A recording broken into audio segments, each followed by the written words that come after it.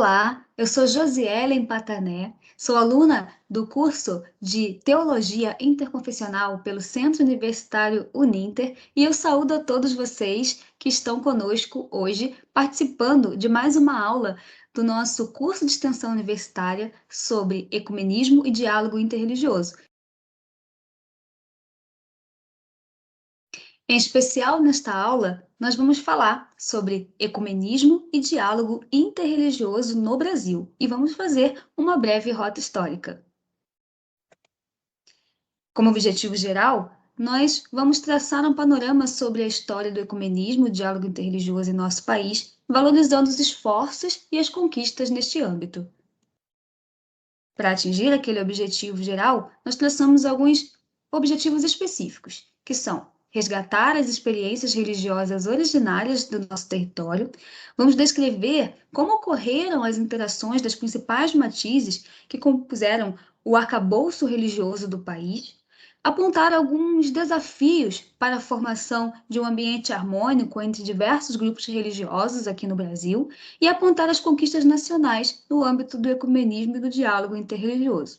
É muito importante ainda esclarecer que o nosso objetivo nesse trabalho não é apontar erros e acertos durante esse processo, mas principalmente reconhecer que todos nós estamos em um processo de amadurecimento sobre a possibilidade, sobre a capacidade de realmente conseguir dialogar, conviver, tolerar, respeitar a diferença, aprender a contribuir e a receber também a contribuição que essa diversidade tem a nos oferecer.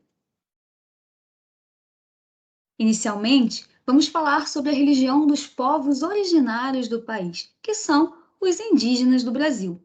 Muito importante nesse ponto destacar que, embora a gente possa ter um estereótipo de que os indígenas compunham um único povo, é muito importante perceber que é um povo muito diverso e muito plural. Não existe apenas um grupo indígena. Para a gente ter uma ideia, quando os europeus chegaram aqui no Brasil, essa era uma população de cerca de 5 milhões de habitantes indígenas, que tinha uma diversidade tão grande que chegou a ser catalogado cerca de 1.100 dialetos. Vamos pensar no que significa toda essa diversidade.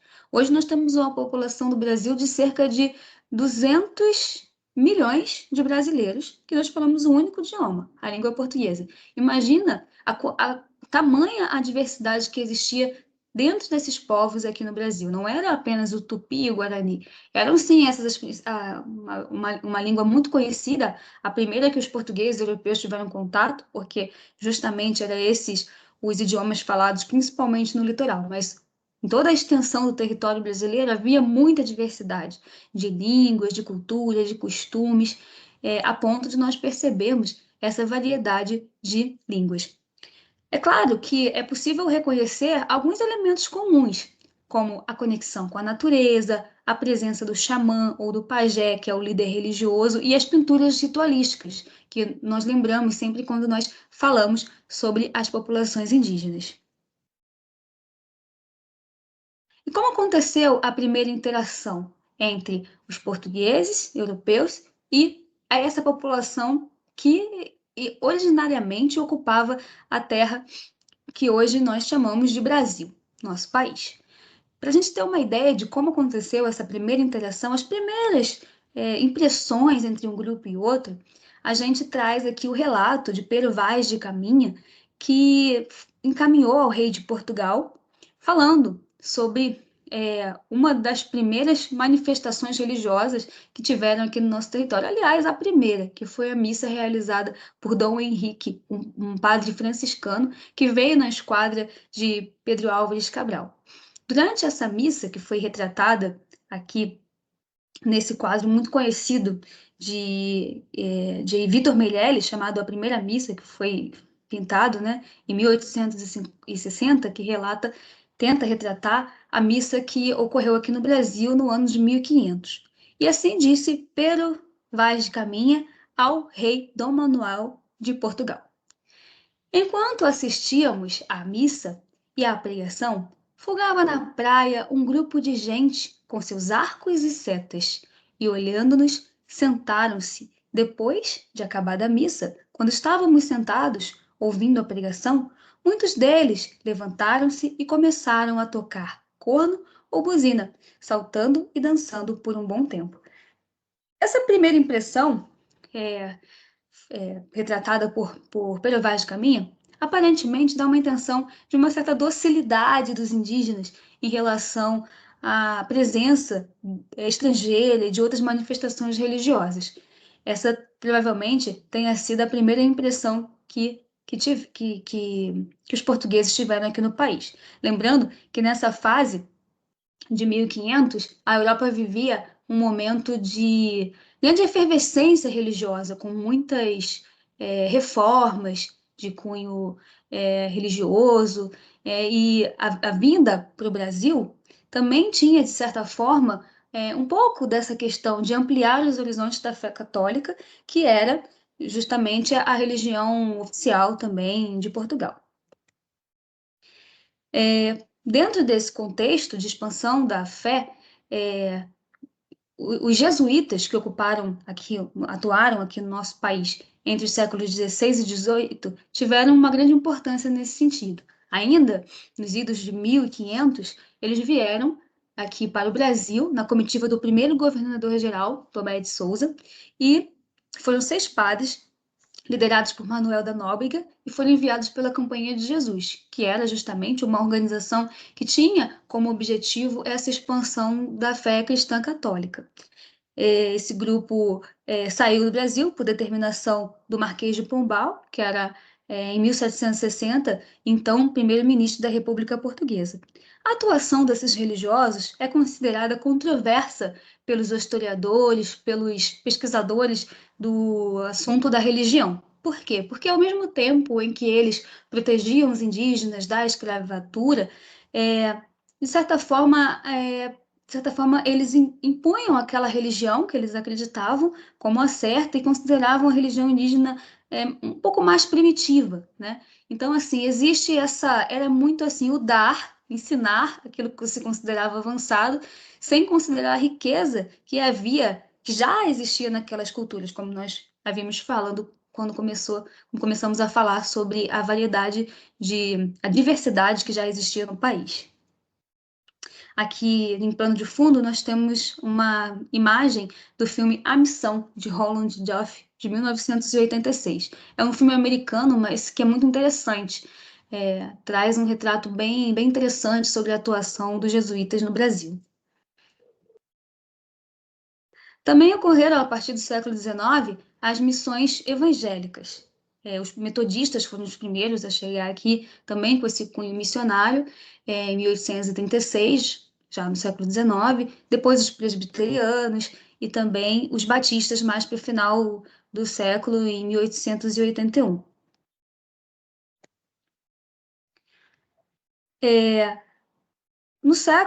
Ainda no século XIX, 1845, é interessante notar que havia no país uma política indigenista. Embora os jesuítas já não atuassem no Brasil, o governo ainda tinha uma posição muito próxima da religião e ainda desejava que os povos indígenas participassem da religião católica.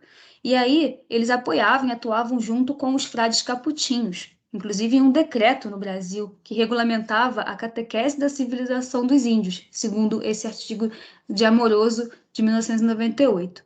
Aqui a gente tem a imagem de um indígena, aqui vestido com trajes, digamos assim, mais europeus, mas que ainda mantém alguma das suas tradições vivas, não deixa de lado suas tradições. A gente vê o uso do cocar e alguns elementos da sua própria cultura. Não foram deixados de lado. De certa forma, resiste aí a essa mudança radical, mantendo viva aquilo que era da própria tradição.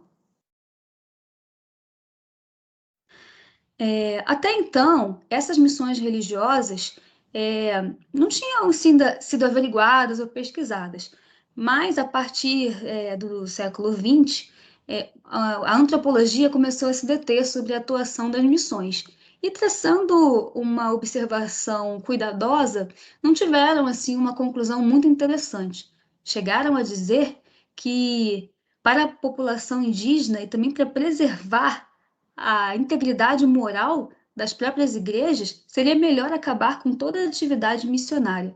Esse é um trecho da Declaração de Barbados, que é, é, foi redigida por um grupo de antropólogos que se dedicavam a estudar a cultura. E por que eles chegaram a essa conclusão? Porque justamente as missões tinham muito o intuito de pregar a religião cristã, os indígenas, mas não valorizavam a riqueza das suas tradições, deixavam de lado. Esse na foto, junto com indígenas, é o Darcy Ribeiro, um antropólogo brasileiro muito conhecido. Felizmente, as missões, a partir do século XX, traçando novas perspectivas para o recente século XXI que vivemos, começaram a pensar em uma evangelização inculturada. O que significa? Significa justamente valorizar aquela cultura para a qual se prega o evangelho. Sobre isso, o professor Elias Wolff fala um pouco em seu livro que nós estamos usando como referência durante essa aula.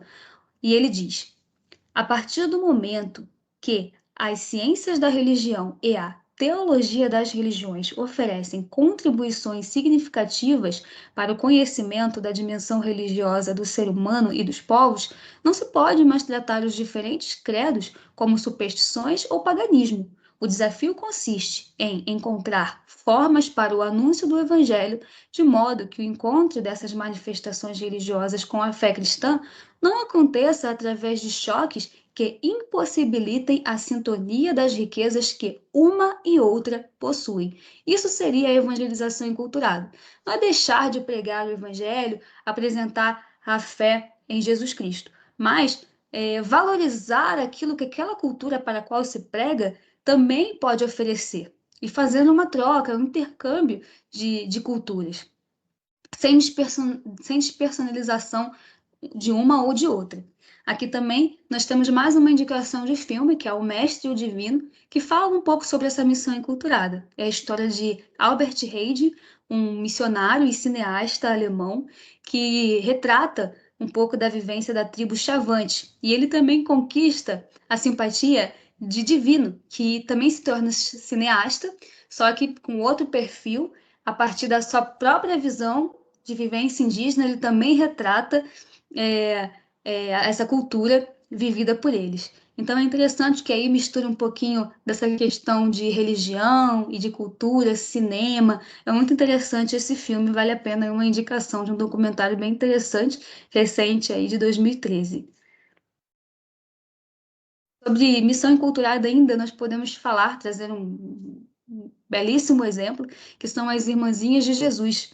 Elas atuaram junto ao povo de Tapirapé, indígenas do Mato Grosso, e no quanto à atuação delas, destaca-se um pioneirismo, porque quando elas começaram a atuar junto a essas tribos indígenas, ainda nem se falava sobre missão enculturada. Foi antes da Declaração de Barbados que elas começaram a atuar. Só que elas perceberam naturalmente a necessidade de uma evangelização enculturada. Por quê?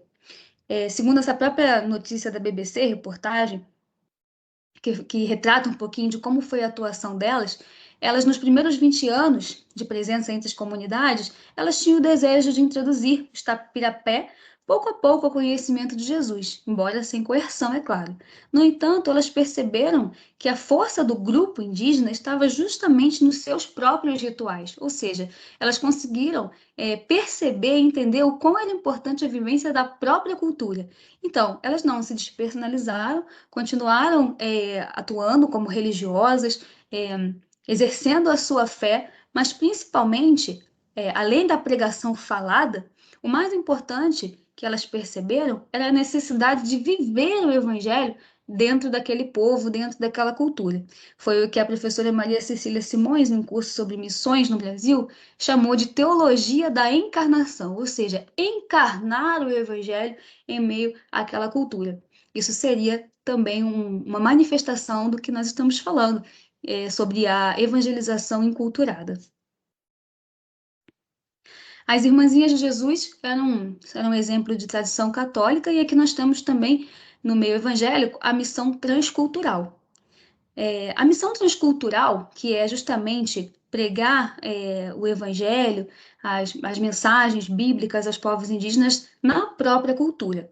Segundo Rinaldo de Matos, líder da Missão Novas Tribos do Brasil, ele defende esse tipo de pregação dizendo que a missão transcultural trabalha com a existência de um conteúdo universal que se manifesta de maneira explícita ou implícita em qualquer cultura e diz que o evangelho não destrói culturas, ou seja, traz os ensinamentos bíblicos como um ensinamento universal. Mas é interessante destacar que essa missão transcultural também precisa compreender a cultura indígena também como elemento desse conteúdo universal.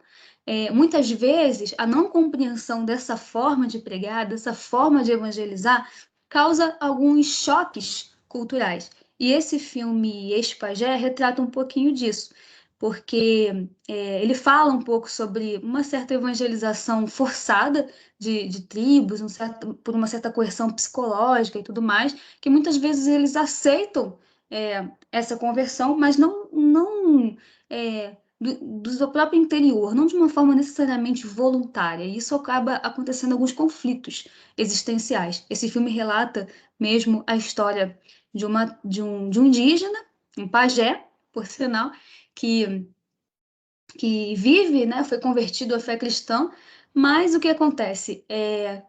Durante uma situação existencial, um drama existencial vivido na tribo, que foi a morte de um dos elementos, eles acabam recorrendo àquela fé que eles viviam anteriormente. Ou seja, muito interessante isso, né? Perceber que, na verdade, o que significa a conversão, né? O que significa realmente falar transculturalmente, né? Então, esse filme faz um pouquinho tenta mostrar um pouquinho da linha tênue, né, entre uma missão transcultural e o silenciamento de outras culturas. Mas não deixemos nós de compreender qual é o verdadeiro objetivo dessa missão transcultural, que é realmente tratar, né, falar de um ensinamento universal, que pertence não somente aos cristãos, mas também às tribos indígenas e fazer um intercâmbio de cultura.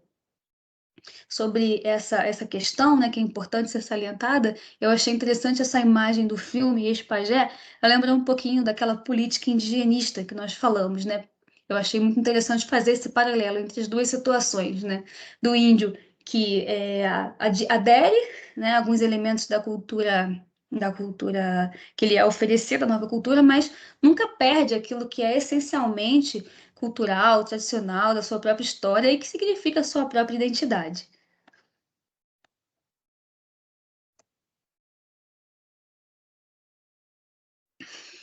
Agora nós vamos falar um pouquinho também da cultura afro, uma diversidade também muitas vezes ignorada. Muito interessante também perceber que os povos africanos que vieram ao Brasil também constituíram um acréscimo de uma grande diversidade para a nossa cultura. Foram cerca de 4 milhões de africanos que vieram aqui para o nosso país entre os séculos 16 e 19. Ou seja, e esse grupo de africanos eram de três principais ramos: Banto, Nagô e Fula, cada um com características bem específicas. Aliás, é importante notar que o continente africano é um grande continente, ou seja, também nele havia uma grande diversidade cultural. Não é apenas um povo único, uma única, é, uma única raiz cultural, né? Existia ali uma certa diversidade que essa diversidade veio ao Brasil e criou ainda uma outra diversidade ainda maior. Então, essa é a mensagem que também nós passamos, que apesar deles pertencerem ao mesmo continente, e que continente, o continente africano, muitos daqueles povos que vieram para o Brasil numa imigração forçada por conta da escravatura, possuíam diferenciadas cosmovisões religiosas. E como aconteceram essas primeiras interações? Quando os negros aportaram no Brasil, eles eram compulsoriamente batizados, recebiam noções básicas de uma catequese cristã católica, eles aprendiam os Dez Mandamentos, o Pai Nosso, a Ave Maria. Com certeza, a religião dessa maneira passada, ensinada, não era acolhida com grande alegria ou gratidão por parte dos africanos que já vinham em situações muito difíceis para o nosso país. Depois dessa conversão, eles não podiam é, exercer essas liturgias justamente juntamente com os brancos. Para eles, eram reservadas as irmandades, chamadas de Nossa Senhora do Rosário ou de São Benedito. Nesses locais acontecia uma grande mistura ou um sincretismo religioso. Os orixás africanos, eles eram associados aos santos católicos e assim, de certa forma, eles viviam a própria religiosidade revestida de outras manifestações, né? Sobre esse sincretismo, hoje, ainda nós sabemos da tradição que acontece todos os anos no nosso país, que é a festa de Nosso Senhor do Bonfim, o ritual da lavagem dessa igreja, dos degraus dessa igreja que fica em Salvador, na Bahia. Aqui na foto do plano de fundo, nós temos um retrato, né, sobre esse costume que acontece. Essa foi uma tradição herdada também de culturas afro, onde eles tinham também esse ritual de lavar, fazer a limpeza de peças importantes, de objetos. Isso significava uma certa renovação, uma certa purificação para uma nova fase, que seria o caso de um novo ano que se inicia. As principais é, tradições africanas que se manifestaram no Brasil a partir desse sincretismo são as religiões afro-brasileiras. Essas que nós estamos falando, o candomblé e a umbanda, não são as únicas, existem outras religiões afro-brasileiras, mas essas são as mais conhecidas. O candomblé, ele significa cantar e dançar em louvor. É uma religião forjada pelo sentimento de resistência dos negros contra a escravidão sofrida. Originou-se na Bahia e se compõe de tradições orais transmitidas por lendas e relatos históricos. É muito interessante quanto esse sentido de sentimento de resistência dos negros. Há literaturas que dizem que aquele som de tambores, né, que é característico dessa liturgia religiosa, muitas vezes remete ao som das águas batendo nos navios que vinham entre o continente africano e o Brasil. Aquele som produzia nos negros um sentimento de saudade, onde eles exprimiam através dessa religiosidade. Então, é muito interessante, né? Da onde vem o que contribui, o que vai compondo aos poucos essa religião aqui no Brasil. A outra é Umbanda, que é a palavra que vem da, da palavra africana Imbanda, que remete à função sacerdotal. Há várias versões sobre a tradução dessa palavra, alguns dizem também que pode significar legionário de Deus, e outros, né, mas sempre remetendo a essa função de sacerdote religioso. Essa religião, ela iniciou no Rio de Janeiro, ela sincretiza três vertentes que se encontravam no Brasil na época do seu início, que era o catolicismo, a religião africana propriamente, a indígena e outros elementos da religião espírita kardecista. Essa religião iniciou mais ou menos em torno de 1914, lá em São Gonçalo, no Rio de Janeiro. Aqui, um relato, né, e uma informação triste é que essas religiões, elas infelizmente são as que mais sofrem intolerância no Brasil. Talvez pelo fato mesmo do desconhecimento dessas culturas, de como elas se formaram, do que representa elas, né, para o nosso país e a falta do reconhecimento de que elas compõem a cultura do nosso povo. Aqui nós temos algumas reportagens de diversos anos, 2016, 2019, 2020, que fala sobre esses casos de intolerância. Principalmente aqui, nesse ponto, é interessante a gente parar para refletir que se uma religião sofre intolerância é por parte de outras manifestações religiosas. Nós aqui falando da teologia cristã, especificamente, é importante é, perceber o quão sem fundamento isso é em relação aos ensinamentos do próprio Jesus, que fala que é necessário fazer aos outros aquilo que se deseja a si mesmo. Então, o que isso significa? Né? Que é inconcebível uma pessoa que se diz cristã não respeitar, querer pregar, pregar o ensinamento de Jesus, mas ao mesmo tempo praticar atos de violência ou de intolerância em relação a outras religiões. Se nós queremos ser ouvidos e respeitados, é importante também respeitar, é claro, o espaço dos outros de manifestar aquilo que eles consideram a sua relação com o sagrado.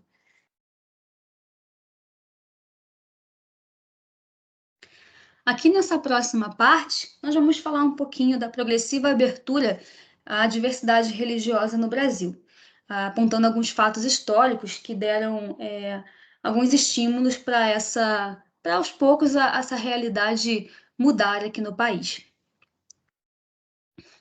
Inicialmente, essa realidade começou a mudar a partir do século XIX, em 1810, quando Portugal realizou um tratado de comércio e navegação com a Inglaterra. Nós sabemos que a Inglaterra era de outra tradição religiosa, o anglicanismo era forte lá, e por conta desse acordo, Portugal foi, é, foi, foi necessário, né, implementar nas suas colônias a liberdade de consciência. Nesse tratado de livre comércio, destacava essa questão religiosa, onde as pessoas poderiam assumir a sua religiosidade de maneira semi-livre. Quando se fala em liberdade de consciência, é a permissão deles exercerem os seus cultos dentro dos seus próprios domicílios. Ou seja, isso significava que não poderia construir igrejas, capelas ou fazer manifestações públicas da sua religião. Era ainda uma situação difícil, embora fosse um começo a essa abertura religiosa, porque pessoas que não fossem da religião católica não tinham direito a serem enterradas, por exemplo, a passarem por um sepultamento. É, é, Porque os cemitérios na época aceitavam pessoas da religião católica oficial do Império, né? Então, assim, ainda era uma situação difícil, porém, já foi uma frestinha aí nesse sentido de liberdade religiosa. Esse século XIX, ele ainda foi muito cheio de resistência em relação a isso, tanto que na Constituição de 1824, embora tivesse acontecendo essa primeira abertura, o Império determinou que a religião católica ainda fosse a religião oficial, ou seja, nós damos uma liberdade, mas percebendo que o catolicismo seria a religião oficial ainda do Império.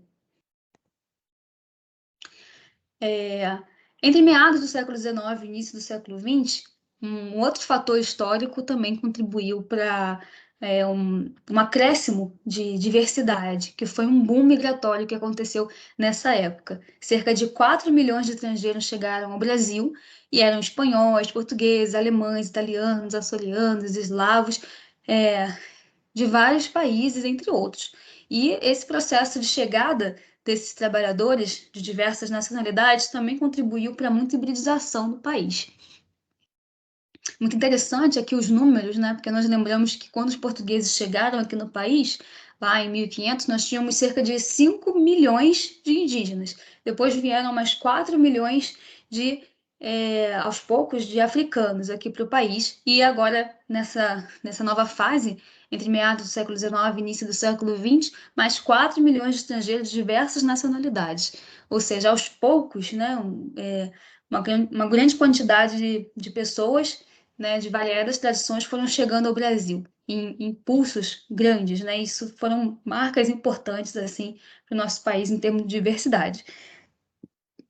Esses fatores contribuíram para que a primeira Constituição da República, em 1890, o Brasil fosse considerado um país laico, ou seja, sem religião oficial, e todas as religiões teriam, assim, igual liberdade, iguais direitos, né, em relação à sua atuação e à sua presença no país. E aqui nós temos a Constituição mais recente, que é a nossa atual, que foi redigida em 1988, onde no artigo 5º, inciso 6º, é dito: é inviolável a liberdade de consciência e de crença, sendo assegurado o livre exercício dos cultos religiosos e garantida na forma da lei a proteção aos locais de culto e suas liturgias. Aqui nessa próxima parte, nós vamos falar um pouco sobre as conquistas, dos esforços pelo ecumenismo no Brasil.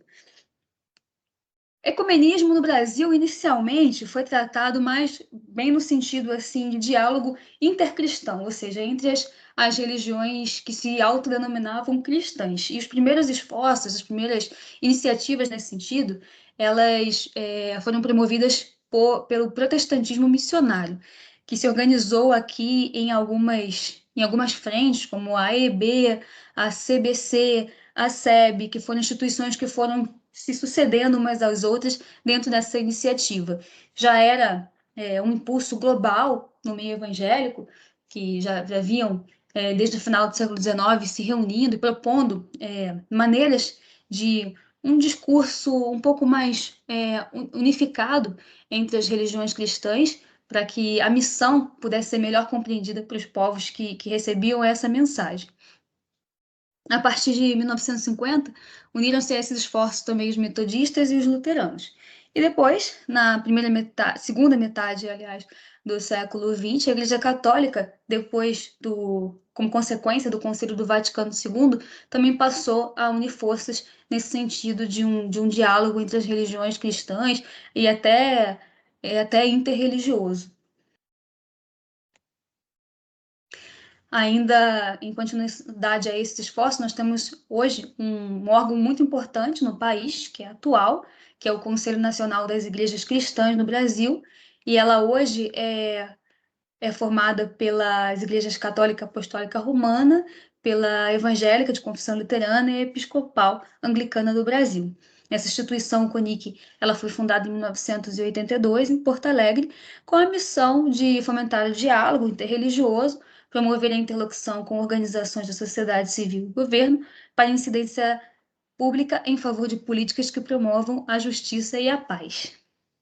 É uma continuidade aí dos esforços e que é frente, é voz em muitas iniciativas para fortalecer o ecumenismo.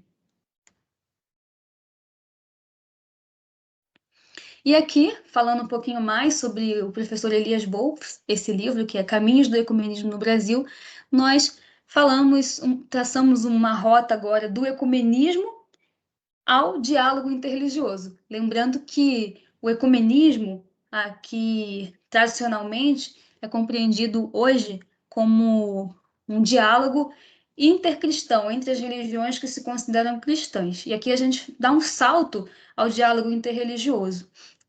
O professor Elias, ele nos diz: o diálogo interreligioso não deve ser visto como um braço do ecumenismo cristão. Ele exige o desenvolvimento de um diálogo que transcenda os interesses institucionais das igrejas e as levem a assumirem novas posturas no contexto religioso plural da sociedade atual, não mais considerando esse pluralismo como um mal a ser eliminado para impor a todas as pessoas uma única forma de crer. Pode-se aqui avançar na recuperação do significado etimológico do termo oikoumene, como a casa comum de todos os povos, culturas, igrejas e religiões. Muito interessante porque essa palavra oikoumene, embora hoje tenha essa acepção religiosa em termos de diálogo entre as igrejas cristãs, é importante, se a gente traçar um histórico dessa palavra, de origem grega, ela já foi usada em muitos contextos, já foi no contexto cultural, no contexto político, na época do Império Romano, e depois passou à acepção religiosa, no sentido de unidade entre as igrejas cristãs. Aqui, o professor Elias, ele propõe um resgate do verdadeiro significado que está para além de uma única religião, né? Mas a inclusão de todos os povos e culturas e religiões do mundo. Esse livro foi escrito nessa edição de 2018 do professor Elias Wolff. Interessante aqui nesse link com o professor Elias, que é um pioneirismo no Brasil, que foi feito por Alziro Zarur, fundador da Legião da Boa Vontade, uma instituição brasileira fundada em 1950, uma das primeiras atuações dessa religião foi promover a Cruzada das Religiões Irmanadas. Aliás, a LBV é uma instituição de caridade, mas que tem um aspecto religioso, que é conhecido como a religião de Deus, do Cristo e do Espírito Santo. E ainda naquele início, a LBV ela promoveu esse evento que reuniu oradores de correntes protestantes, católicas, espíritas, livre-pensadores, esoteristas, judeus, positivistas, que se dirigiram a uma plateia ainda mais diversa. Nessa proposta era o ecumenismo sem fronteiras, que lembra um pouco dessa ideia também mais recente do professor Elias Wolff. que seria uma unidade, não só das religiões, mas também de outras correntes do saber humano, de outras iniciativas, em torno da mensagem de Jesus, que fala que nós devemos nos amar uns aos outros como ele nos amou e demonstrou através de seus exemplos. Palavras essas que estão registradas no Evangelho segundo João, capítulo 13, versículo 34 e 35. A iniciativa de Alzira Arur foi reconhecida pela Igreja Católica através da medalha Paulo VI por serviços prestados à causa do ecumenismo. É muito interessante aqui porque nós vemos o exercício prático da alteridade, que é o reconhecimento de esforços, de todos os esforços, num sentido de um bem comum, que é o entendimento entre as diversas religiões, ou seja, a religião católica valorizando assim uma iniciativa brasileira. E aqui nós realizamos um breve diálogo na prática, a partir desse acontecimento do reconhecimento pelo Vaticano dessa iniciativa no Brasil. E Paulo VI, em Roma, em 7 de dezembro de 1965, em um dos documentos do famoso Concílio do Vaticano II, quando a Igreja Católica traçou novos rumos e uma nova postura em relação ao diálogo ecumênico, foi dito, foi registrado nesse documento. O que fica dito vale não só para os cristãos, mas para todos os homens de boa vontade, em cujos corações a graça opera ocultamente. Com efeito, já que o Cristo deu a vida por todos e a vocação última dos seres humanos é realmente uma só, a saber, a divina. Dialogando aqui com Alzira Zarur, na sua proposta de ecumenismo, ele diz que todas as criaturas da Terra são evidentemente cristãs, e este seria o sentido oculto das últimas palavras ditas por Jesus aos seus discípulos antes da crucificação, que é justamente o novo mandamento de o amai-vos.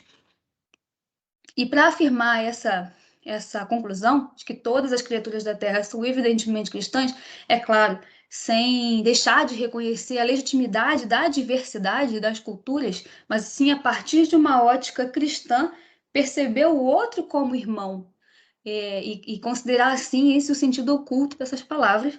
O Alzira Zarur, ele embasou também em outra passagem evangélica, que é o Evangelho segundo João, capítulo 1, versículos 1 a 3, onde é registrado: no princípio era o Verbo, e o Verbo estava com Deus, e o Verbo era Deus. Ele estava no princípio com Deus. Todas as coisas foram feitas por ele, e sem ele, nada do que foi feito se fez. Existe uma explicação própria da doutrina da LBV, ou na sua progressão como religião de Deus, do Cristo do Espírito Santo, própria da doutrina, que pode ser consultada por aqueles que se interessarem por esse tema. Mas aqui, nessa aula, eu gostaria de destacar o quão interessante é essa passagem escolhida por Alzira Zarur sobre essa essência do Verbo de Deus, que é associada a Jesus, e perceber essa passagem como transcultural, como nós destacamos também nessa aula. Por quê? Porque o Verbo de Deus é a tradução latina da palavra logos, a tradução latina do grego logos, né, que já era um conceito há muito tempo discutido pelos filósofos gregos. Heráclito, Aristóteles traçaram pensamentos e reflexões sobre o logos. E o Evangelho de João, que foi escrito justamente num contexto helenizado, ou seja, com muita influência grega, usar esse termo, no princípio era o Logos, ou o Verbo de Deus, e associar a Cristo, é muito interessante porque esse elemento significava na cultura grega justamente o fundamento de tudo, aquele ponto essencial que une tudo, as culturas, de onde tudo se inicia. Então, muito interessante porque esse evangelho, esse trecho, é exatamente transcultural em essência, né? Então, realmente, reflete essa universalidade dos ensinamentos do Evangelho Sagrado. E além do sentido oculto, que seria esse, definido por Zaru como o fato de todas as criaturas da Terra serem evidentemente cristãs, embasada no Logos, ou Verbo de Deus, tem também o sentido prático, que seria justamente a unificação de todas as religiões para a superação da visão materialista na condução dos roteiros da humanidade. Essa união produziria então benefícios para além do âmbito religioso, englobando todas as áreas de atuação humana, sejam religião, filosofia, ciência, política, etc. Essa é a definição trazida, resgatada por Paiva Neto, que foi sucessor de Alcírio Zaru nas instituições de boa vontade e pregador da religião de Deus.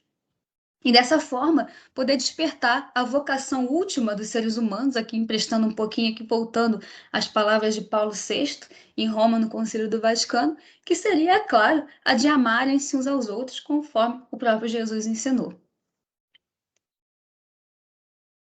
E ampliando um pouquinho mais esse diálogo, trazendo daquela visão de Alcírio Zaru sobre o fato de todas as religiões serem evidentemente cristãs, é interessante porque nessa passagem que eu trago aqui do Alcorão, a quinta surata, versículos 16 a 17, os islã, seguidores do islamismo, também tem um trecho onde eles também podem considerar a humanidade é, é, é, praticante do Islã quando eles descobrem a essência daquelas palavras, a essência comum daqueles ensinamentos. Esse trecho, ele afirma o seguinte: Alá ilumina a quem lhe apraz. Quanto aos crentes, aos judeus, sabeus, cristãos, mais deístas, politeístas, certamente Alá os julgará, e a todos no dia da ressurreição, porque Alá é testemunha de todas as coisas. Muito interessante perceber que Alá, na verdade, é o mesmo Deus dos israelitas, não é uma outra divindade diferenciada, mas é apenas o mesmo Deus dito em língua árabe, né? Então, assim, muito interessante isso, porque também a partir de uma visão de mundo do Islã é possível percebê-los como praticantes dessa realidade universal, independente das culturas que elas sigam. Então, achei interessante esse diálogo e ampliar de visões cristãs, né, consideradas cristãs, para a visão do islamismo.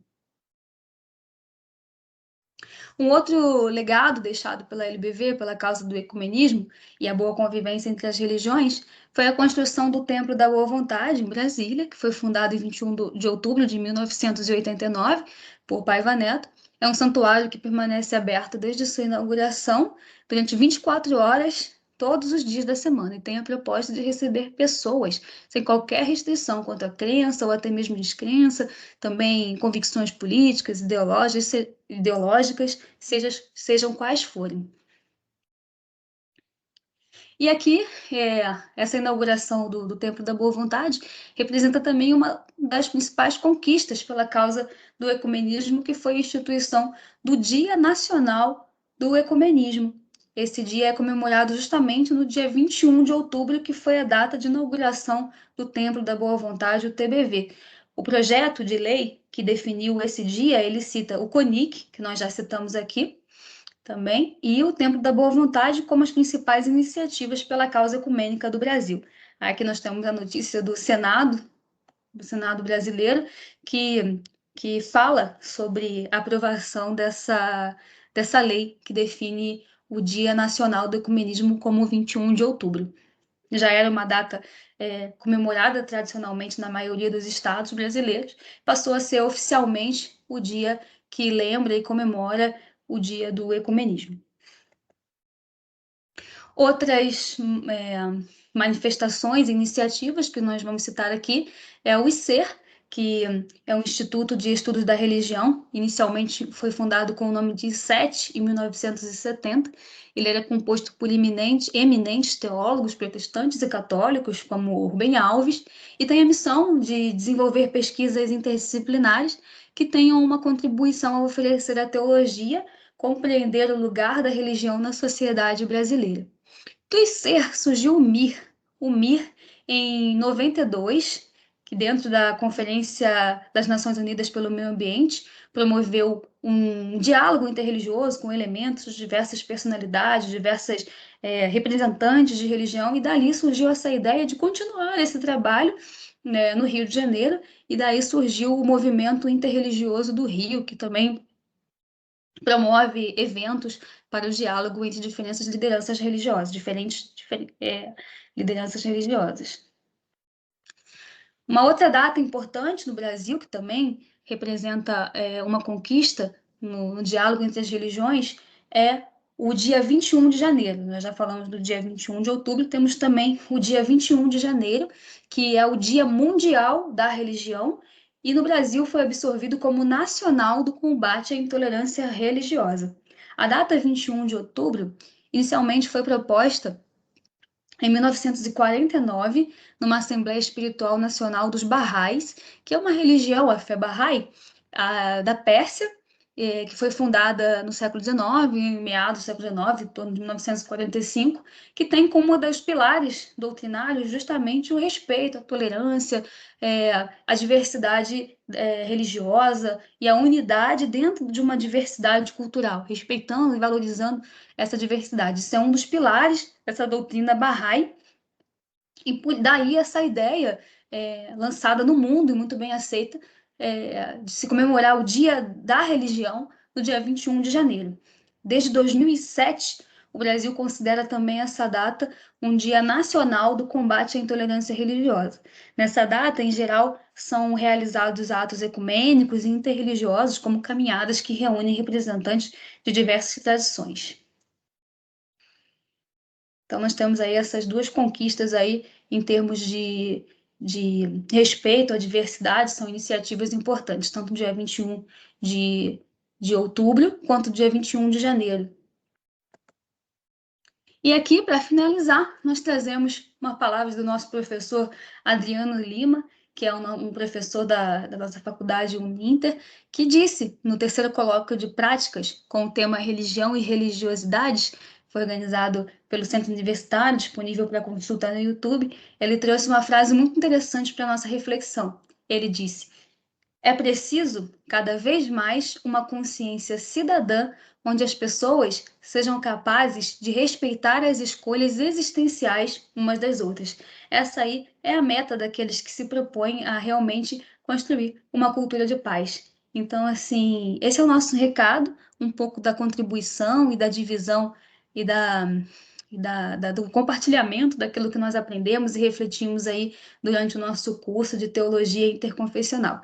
Agradecemos a participação e a todos e esperamos que a gente possa ter contribuído um pouco com o conhecimento e o desejo de promover uma cultura de entendimento entre a fé das pessoas e a valorização da diversidade.